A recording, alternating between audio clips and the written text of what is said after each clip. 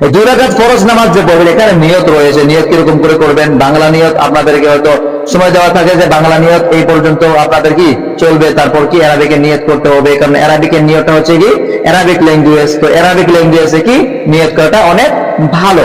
আর মনের নিয়তটা হচ্ছে 1 নম্বর নিয়ত, মনের নিয়ত 1 নম্বর, কিন্তু যদি নিয়ত করেন তাহলে ভালো। তো 2 রাকাত যে আপনারা ফরজ নামাজ পড়বেন, ইমাম সাহেব হয়তো দাঁড়িয়ে গিয়েছে, ইকামত হচ্ছে, আপনারা কি করতে হবে? নিয়ত করতে হবে। ইকামত হইতেছে, আপনাদের কি করতে হবে? নিয়ত করতে হবে।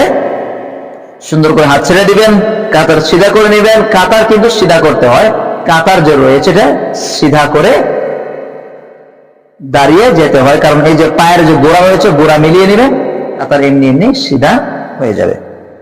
তো তারপর নিয়ত করবেন নাওয়াইতু আন উসকিতা আন জিম্মাতি ফারযুয যুহরি বিআদাই রাকাআতাই সালাতিল জুমআতি ফারযুল্লাহি তাআলা, রাকাআতাই সালাতি জুমআতি ফারযুল্লাহি তাআলা মুতাওয়াজ্জিহান ইলা জিহাতিল কাবা।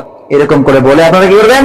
জুমার 2 রাকাত ফরজ নামাজ ইমামের পিছনে সুন্দর করে ভালো করে নিয়ত বেঁধে ফেলবেন। আল্লাহু আকবার। سبحانك اللهم وبحمدك وتبارك اسمك وتعالى جدك ولا إله غيرك أعوذ بالله من الشيطان الرجيم بسم الله الرحمن الرحيم। এই যে সানা পড়ার পর আউযু বিল্লাহ বিসমিল্লাহ বলার পর চুপচাপ দাঁড়িয়ে থাকবেন। ইমামের সাথে সাথে যেটা আপনাদের পড়তে হবে এটা কিন্তু নয়। অনেকেই কিন্তু ভুলটা করে থাকে, ইমাম সাহেব পড়তেছে, ইমাম সাহেবের পিছনে পিছনে সে পড়তেছে। আপনি মনোযোগ সহকারে ইমাম সাহেব কি পড়তেছে চুপচাপ মনোযোগ সহকারে শুনবেন। স্পষ্ট ভালো করে বুঝিয়ে দিচ্ছি, স্পষ্ট ভালো করে শুনবেন, যেরকম করে বলছে এরকম করে করবেন।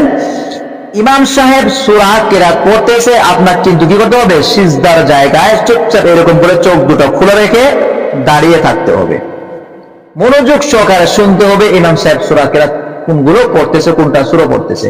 আপনি যে ইমামের সঙ্গে সঙ্গে আউযু বিল্লাহ বিসমিল্লাহ বলে আলহামদুলিল্লাহি রাব্বিল আলামিন আর রহমানির রহিম ইমামের পিছনে পিছনে পড়ে যাবেন, সেটা কিন্তু নয়। ইমাম সাহেব সূরা কিরাত পড়তেছে, আপনি মনোযোগ সহকারে সিজদার জায়গায় নজরটা রেখে ভালো করে কানটা খোলা রেখে শুনবেন, এদিকে এদিকে মন কিন্তু দিবেন না।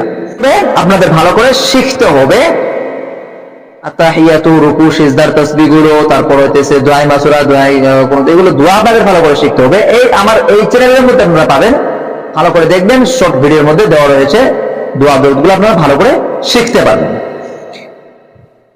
তো নিয়ত বান্দার পর আউযু বিল্লাহ বিসমিল্লাহ বলার পর বলা হয়ে গেল, এখন আপনি চুপচাপ দাঁড়িয়ে থাকবেন। ইমাম সাহেব কি করবে? রুকু কি সূরা কিরাত আরম্ভ করে দিবে।